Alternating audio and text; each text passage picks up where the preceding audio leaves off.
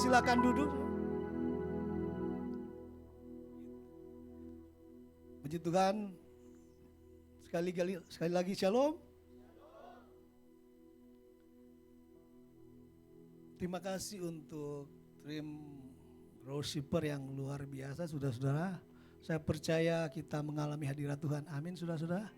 Kita semua menikmati begitu dekatnya rasa-rasanya Tuhan dengan kita.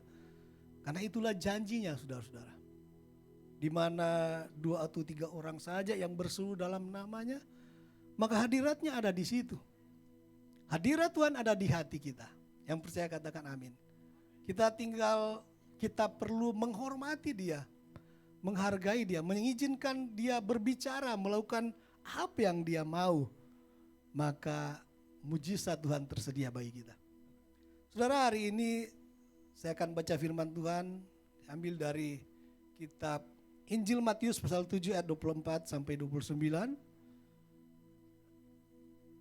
Injil Matius pasal 7 ayat 24 sampai 29 dengan perikop 2 macam dasar. Firman Tuhan berkata ayat 24, setiap orang yang mendengar perkataanku ini dan melakukannya, ia sama dengan orang yang bijaksana yang mendirikan rumahnya, garis bawahi rumahnya, saudara-saudara, di atas batu. Kemudian turunlah hujan dan datanglah banjir, lalu angin melanda rumah itu. Tetapi rumah itu tidak rubuh sebab didirikan di atas batu. Tetapi setiap orang yang mendengar perkataanku ini dan tidak melakukannya, ia sama dengan orang bodoh yang mendirikan rumahnya di atas pasir, kemudian turunlah hujan dan datanglah banjir. Lalu angin melanda rumah itu, sehingga rubuhlah rumah itu dan hebatlah kerusakannya. Ayat 28, dan setelah Yesus mengakhiri perkataan ini, takjublah orang banyak itu mendengar pengajarannya. Sebab ia mengajar mereka sebagai orang yang berkuasa, tidak seperti ahli-ahli Taurat mereka. Nah, saya kasih tema untuk sharing kebenaran firman Tuhan ini, yaitu rumah yang kokoh. Boleh ditampilkan gambar rumah? Saya mencari-cari gambar rumah, saudara-saudara, di Google. Dan saya sudah usulkan ke teman-teman Excom, ternyata yang saya cari tidak ditampilkan. Yang ditampilkan ini rumah yang dipilih dari teman-teman kita, gambar rumah yang dipilih dari teman-teman Excom. Sebetulnya saya sudah mencari rumah pesepak bola. Waduh, harganya mahal, saudara-saudara. Dan saya menemukan ternyata rumah yang paling mahal itu rumahnya Raja Salman dari Arab Saudi. Ya, lumayan mahal, beberapa triliun, saudara-saudara. Saya percaya kita semua punya rumah idaman. Yang setuju katakan amin. Saudara yang dikasihi Tuhan, di dalam Injil Matius pasal 7 tadi, Tuhan Yesus di dalam pengajarannya, dia berkata atau dia juga memperhatikan apa yang namanya rumah, saudara-saudara. Dia menaruh perhatian tentang rumah. Dan saya percaya itu bukan sekedar sebuah bangunan atau kehidupan di dalamnya. Tapi lebih daripada itu adalah makna dari rumah itu sendiri. Ya, ada makna yang luar biasa tentang rumah. Dan dia bilang bahwa setiap orang yang mendengar perkataanku, melakukannya, ia sama dengan orang yang mendirikan rumah di atas batu. Dan ketika banjir datang, rumah itu tetap berdiri. Yesus sendiri berkata bahwa ada 3 hal penting untuk mendirikan rumah agar tetap berdiri dan kokoh. Saya percaya ini menjadi bagian kita yang harus kita miliki agar ketika kita mendirikan rumah itu, bukan rumah yang sembarangan, yang rapuh, yang mudah hancur, tetapi rumah yang kokoh.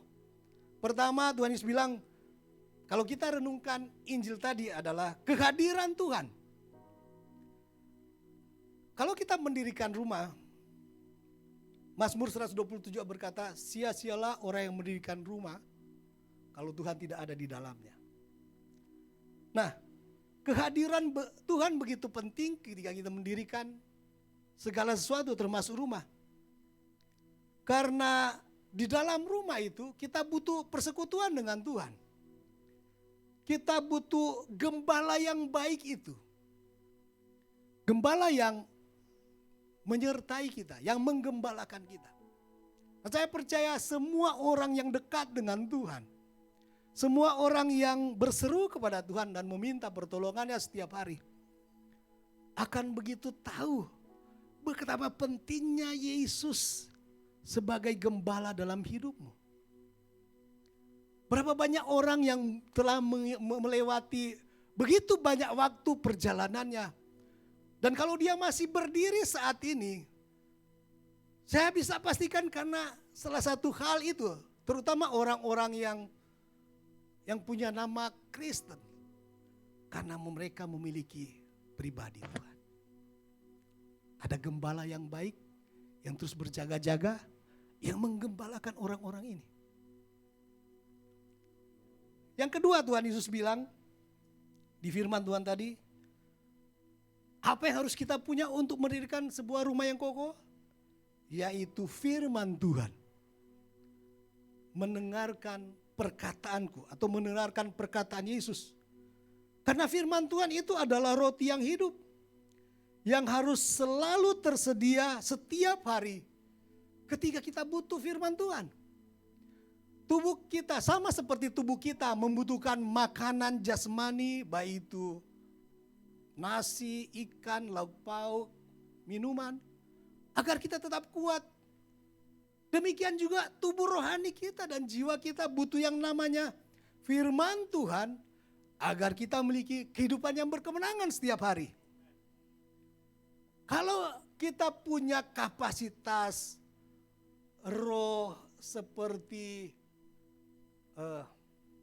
lidi sosapu, saudara-saudara, orang Minahasa bilang, jangan coba-coba usir kuasa kegelapan. Dia akan bilang, ini kurus seperti ini.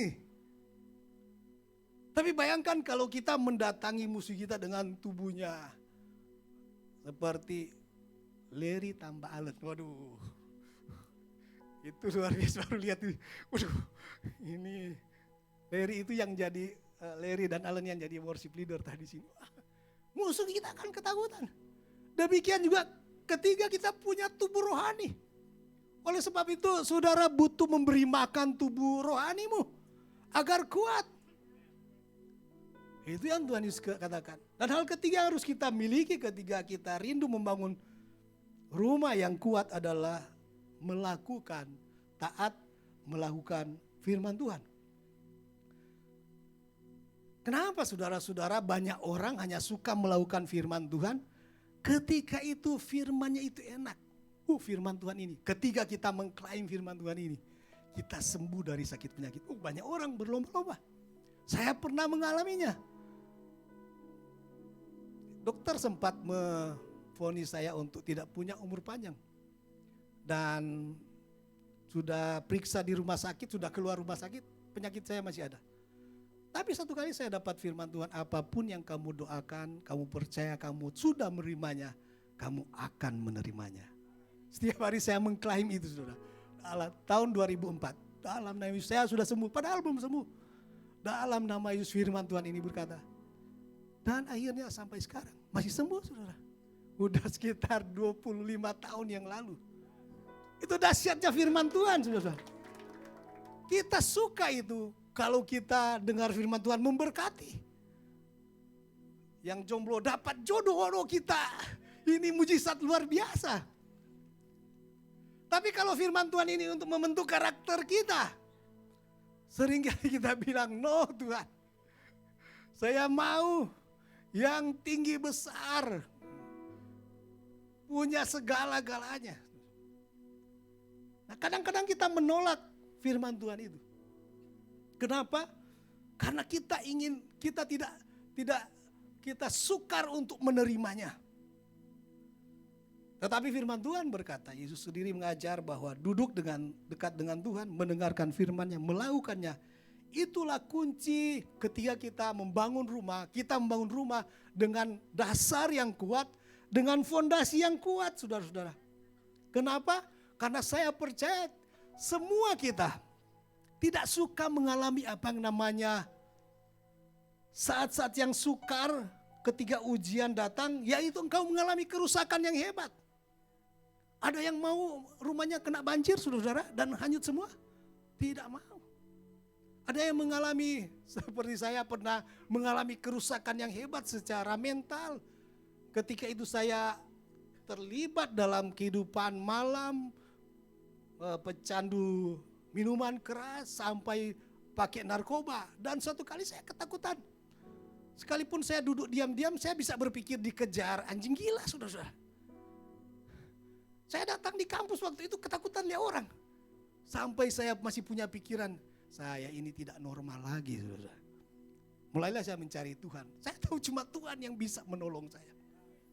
Saya ibadah tiap hari saya bisa jalan dari kampus ini untuk ibadah di pasar 45 saudara.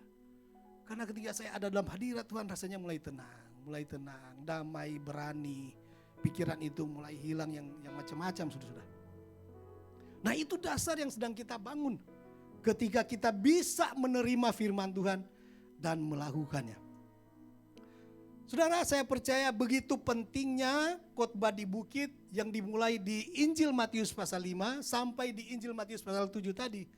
Karena firman Tuhan yang kita baca tadi yang merupakan dua dasar tadi, itu sebetulnya dimulai dari khotbah Tuhan Yesus di bukit. Mungkin saudara-saudara sering mendengarnya khotbah di bukit, sudah membacanya. Tapi hari ini saya menganjurkan saudara-saudara jemaat Tuhan, mari baca lagi firman Tuhan ini. Mari resapi lagi. Ada sesuatu, saya percaya ada sesuatu yang besar, yang hebat di dalamnya. Sehingga Yesus berani berkata bahwa orang yang mendengarkan firman Tuhan ini akan menjadi dua orang, seperti dua orang. Pertama, yang mendirikan rumahnya di atas batu. Dan yang kedua yang mendirikan rumahnya di atas pasir. Dan orang yang mendirikan rumahnya di atas batu akan tetap berdiri ketika ujian, ketika hujan, badai, angin datang. Tapi yang mendirikan di atas pasir, dia akan mengalami kerusakan yang hebat. Nah, di dalam firman Tuhan di Injil Matius pasal 5 tadi, saya ambil beberapa firmannya saudara-saudara. Di pasal 5 ayat 4, mari coba kita lihat firman Tuhan ini pasal 5 ayat 4, Injil Matius pasal 5 tentang ucapan bahagia. Ayat 4 berkata begini, kita tidak akan membacanya dari pasal 5, 6, 7, tapi beberapa hal yang penting saudara-saudara saya rindu sharingkan. Berbahagialah orang yang berduka cita karena mereka akan dihibur.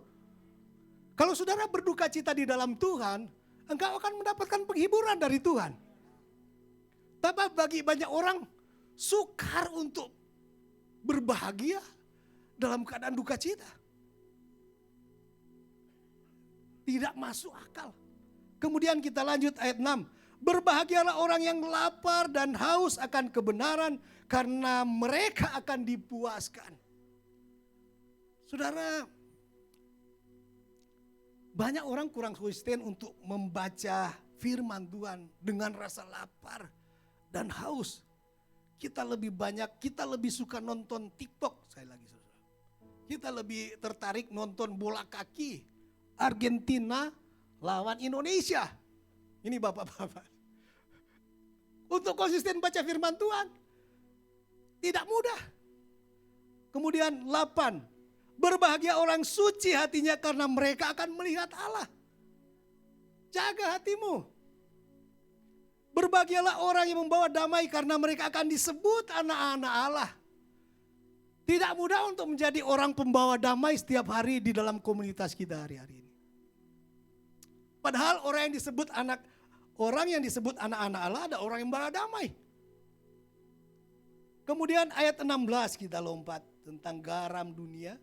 Demikianlah hendaknya terangmu bercahaya di depan orang, supaya mereka melihat perbuatanmu yang baik. Ingat, melihat perbuatan yang bukan jahat, tapi baik. Itu tugas kita sebagai garam dunia, saudara-saudara. Apalagi hamba-hamba Tuhan. Ayat 27-28, ini lebih luar biasa lagi kalau kita lihat, saudara. ayat 27-28 saya bacakan. Kamu telah mendengar firman Tuhan, jangan berzinah. Tetapi aku berkata kepadamu, setiap orang yang memandang perempuan serta menginginkannya sudah berzina dengan dia di dalam hatinya. Saya baca lagi ayat selanjutnya. Jika ya, hendaklah kamu katakan ya. Jika tidak, hendaklah kamu katakan tidak. Apa yang lebih daripada itu berasal dari si jahat. Kalau berbicara jangan pakai tambah-tambah lagi. Bumbu-bumbu orang Manado. Kalau Indomie tanpa bumbu itu akan pudar, saudara-saudara. Tapi berbahaya kalau kita berbicara, kita menambah-nambahkan sesuatu yang bukan ya atau bukan tidak. Itu berasal dari si jahat, firman Tuhan bilang. Ayat 43 sampai 44. Tetapi aku berkata kepadamu, kasihilah musuhmu dan berdoalah bagi mereka yang menganiaya kamu. Karena dengan demikianlah kamu menjadi anak-anak Bapamu yang di sorga, yang menerbitkan matahari bagi orang jahat dan orang baik, dan yang menurunkan hujan yang baik, hujan bagi orang yang benar dan bagi orang yang tidak benar.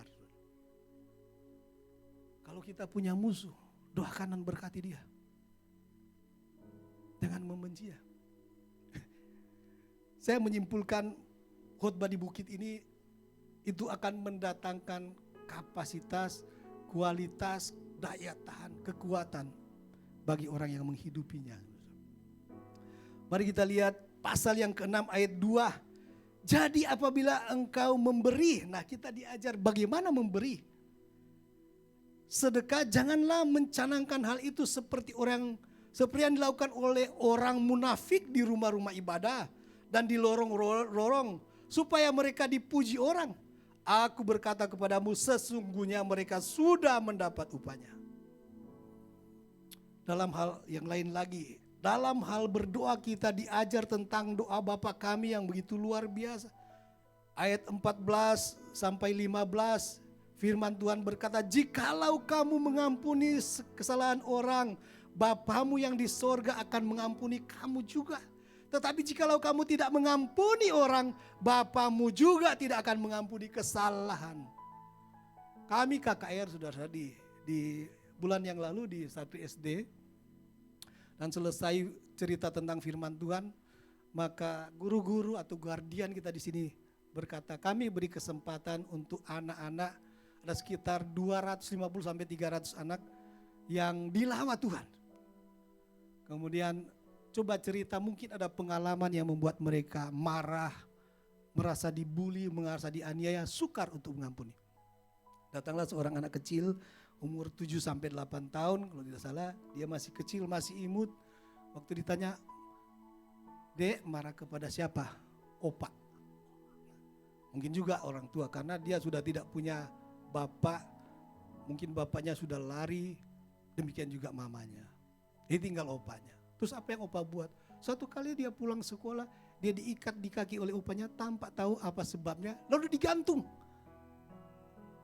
Digantung begitu lama. Dan sambil dia bercerita, dia terus meneteskan air mata. Saya percaya anak ini sukar untuk mengampuni. Susah untuk melupakan apa yang dibuat oleh orang tuanya. Masa opa saya seperti ini? Saya berharap di sini tidak ada opa-opa seperti itu, saudara. Sukar. Mungkin cuma Tuhan yang bisa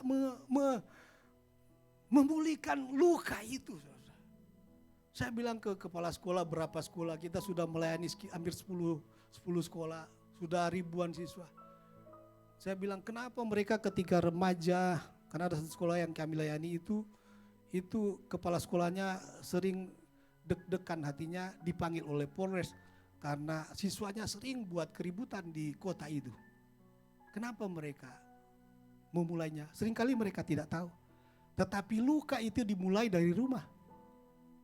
Bukan orang-orang jauh, keluarga, orang tua, teman-teman, opa yang seperti tadi. Dimulai dari bully, nah sampai menjadi mereka seperti itu. Tapi Alkitab berkata, ampunilah orang yang bersalah, sudah-sudah.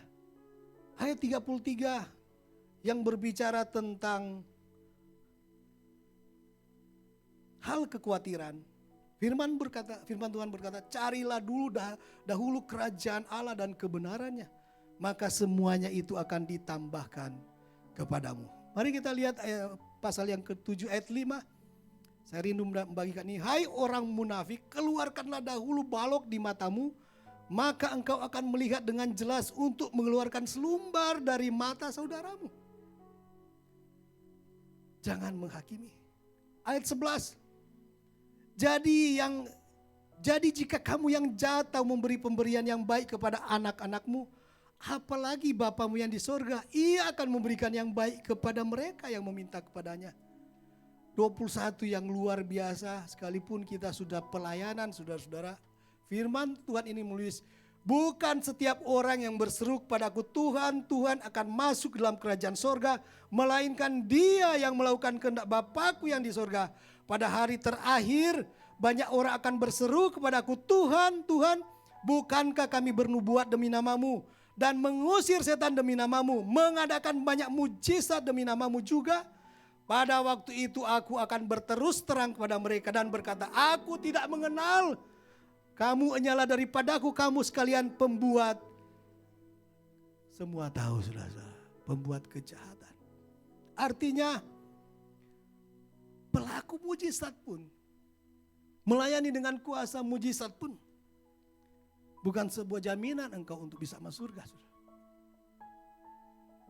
Tapi ketaatan kita, pengenalan kita akan Tuhan, ketaatan melakukan firman Tuhan, itu jauh lebih penting.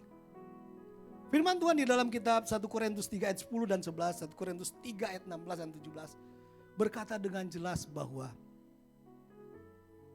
sebetulnya yang dimaksud oleh Tuhan Yesus tadi kepada orang-orang yang murid-muridnya yang bersama dengan dia berkhotbah di bukit, bahwa bait kudus itu sebetulnya adalah diri kita. Kita adalah bait kudusnya Tuhan. Kita yang mestinya dibangun di dasar yang benar. Dibangun dengan dasar Yesus Kristus. Firman Tuhan menulis. Dan berkaitan dengan tema khotbah Grow Center Manado bulan ini, yaitu discipleship atau pemuritan. Saya mau katakan bahwa bagi saya, Jesus is the best mentor. Yesuslah mentor terbaik. Mungkin saudara punya gembala cool kalau kita, gembala sel. Mungkin kita kagum dengan Musa, tokoh-tokoh Alkitab yang menjadi mentor yang bisa melahirkan generasi yang luar biasa setelah mereka. Tetapi Yesus adalah mentor terbaik yang kita kenal di dalam firman Tuhan. Sebab hanya dalam 3,5 tahun dia sudah melahirkan, mengeluarkan murid-murid yang saya boleh katakan tahan badai. Murid-murid yang tahan hujan, tahan banjir sekalipun. Sekalipun pada awalnya mereka sepertinya seperti Petrus, mengkhianati, lari. Ada Thomas yang gagal. Tetapi murid-murid yang tertinggal itu begitu hebatnya mereka. Saudara tolong baca sejarah murid-murid Yesus. Bagaimana mereka mengakhiri perjuangan mereka. Seperti Thomas yang selalu ragu-ragu. Petrus yang menyangkal. Yohanes, banyak sudah. Mari kita baca bagaimana pelayanan mereka. Saya kasih istilah, orang-orang ini telah menjungkir balikan dunia ini dengan Injil. Injil kerajaan. Dan itulah kekristenan yang sebetulnya, saudara-saudara. Kekristenan di mana Injil tetap hidup, Injil tetap berjalan. Anak-anak Tuhan tetap berdiri, memberitakan firman Tuhan dalam segala musim. Mau musim kering, musim hujan, mereka tetap menjadi saksi. Mereka orang-orang yang terus bertumbuh dan berkembang. Terus menjadi berkat dalam segala situasi. Katakan amin, saudara. Saya membaca kisah Kaisar Romawi namanya Nero di awal kekristenan. Saudara, dia pernah memfitnah komunitas kecil minoritas yang bernama orang Kristen di Roma. Dia membakar kota Roma, dia kaisarnya yang sangat-sangat jahat kalau kita baca. Dia dijuluki kaisar yang jahat. Dan setelah dia membakar kota, dia memfitnah orang Kristen yang melakukannya. Dan kemudian orang Kristen itu mulai dibantai, dibunuh satu persatu. Dia mungkin berpikir saya akan mengakhiri kekristenan. Tapi saudara tahu, di mana-mana kekristenan terus bertumbuh. Tetap ada. Yang dimulai dari orang-orang murid-murid Yesus ini. Dan saudara tahu apa yang terjadi dengan Nero? Di akhir hidupnya dia bunuh diri. Dan namanya hari ini cuma jadi nama anjing. Kalau kita ke Minahasa, Nero. Itulah Tuhan kita, saudara-saudara. Itulah dahsyatnya Tuhan kita. Saya percaya Grow Center adalah rumah Tuhan. Rumah yang Tuhan percayakan untuk kita bangun. Dan saya mau katakan, semakin kuat dasar yang dibangun di rumah ini, maka semakin tinggi juga bangunan yang kita bisa bangun. Semakin besar bangunan ini didirikan. Itu yang bisa kita lakukan. Itu yang bisa Tuhan lakukan. Karena Tuhan suka bermitra dengan anak-anaknya. Kita semua adalah mitra Tuhan. Amin. Coba katakan kepada dirimu, Tuhan adalah mitraku. Tuhan adalah bagianku. Maka saya percaya apa yang belum pernah engkau pikirkan, apa yang belum pernah engkau lihat, apa yang belum pernah terbit di hatimu, itu yang Tuhan bisa lakukan dalam kehidupanmu, saudara-saudara. Mungkin hari ini engkau sedang membangun rumahmu secara pribadi sebagai bait Allah. Mungkin hari-hari ini engkau sepertinya sedang membangun rumah dan itu masih di dasar yang bisa hancur ketika badai itu datang. Tapi izinkan engkau berjalan punya kehidupan bersama dengan Tuhan. Dan selalu mendengar firman Tuhan setiap hari. Dan lebih lagi melakukan firman Tuhan itu. Dalam keadaan suka dan sukar engkau terus berjuang dengan firman Tuhan itu.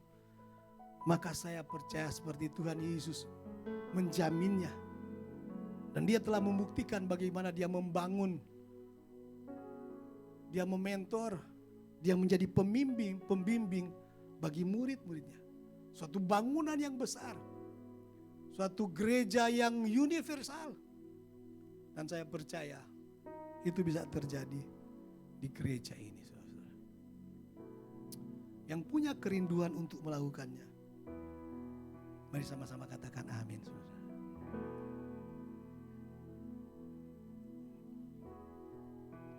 Jadikan aku, Tuhan, rumah doa, agar semua suku bangsa datang menyembah-Mu. Mari sama-sama kita nyanyikan. Jadikan aku, Tuhan,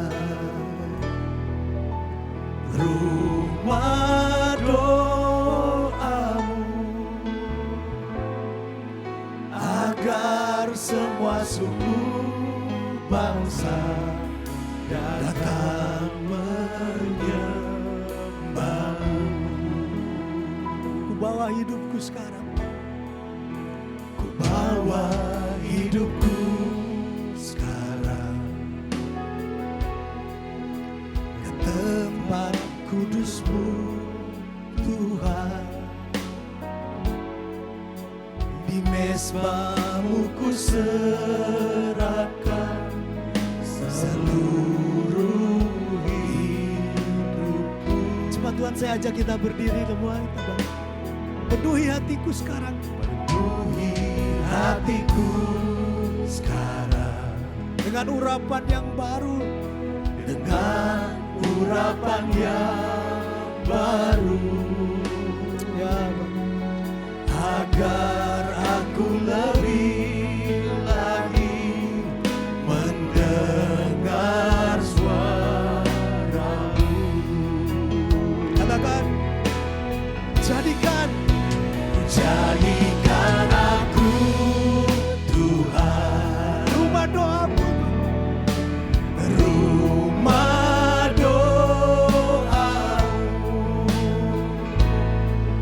agar semua suku bangsa datang menyembah-Mu, Oh, jadikan aku Tuhan, jadikan aku Tuhan, jadikan aku rumah doa itu, rumah doa-Mu, agar semua suku bangsa datang menyembah-Mu.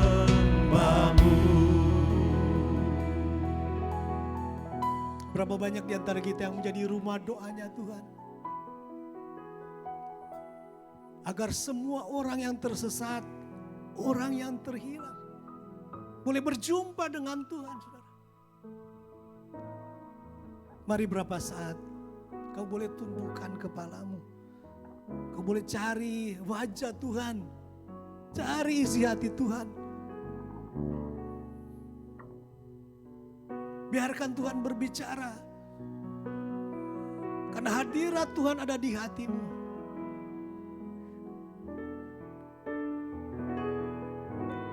Jadikan kami Bapa, jadikan kami.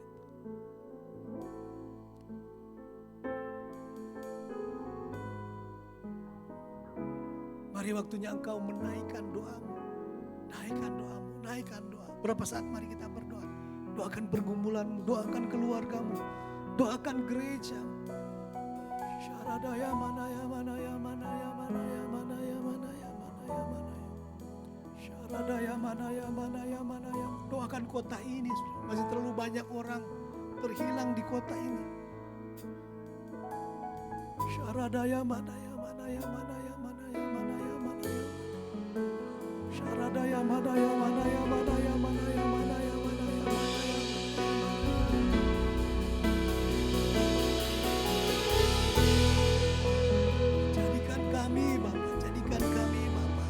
Beri kami hati, beri kami mata, seperti Yesus, seperti Yesus, seperti Yesus.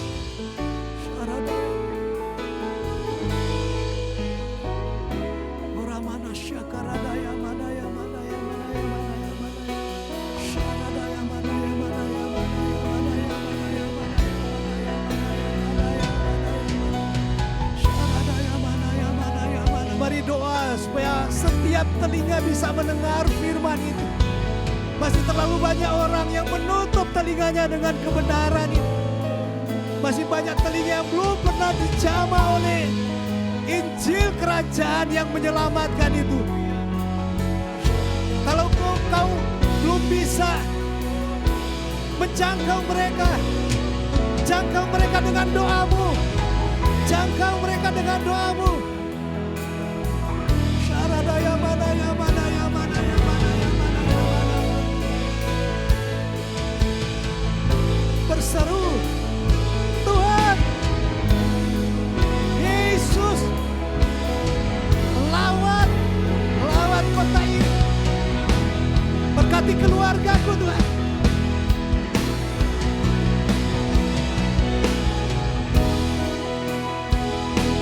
Syaradaya